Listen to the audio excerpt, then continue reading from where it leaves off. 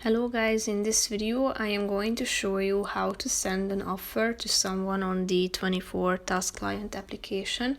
But first I just want to mention, don't forget to subscribe to my channel because at 10,000 subscribers I am going to show you my whole YouTube revenue statistics and growth strategy, how to make money online. So let's jump into it.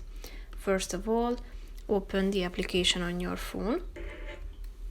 After that you should tap on the plus icon down below, and here you should tap on the category button to select the category. Here you can find many of those and you can narrow it down.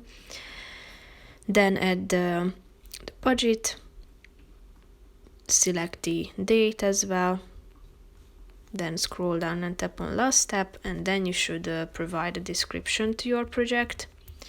After typing it in, tap on the job summary button and click on the send offer. Here you can also select to whom you would like to send it. Tap on the done button and click on send offer, and then it will be forwarded to your recipient. So that's pretty much it for this video, guys. See you in the next one. Bye bye.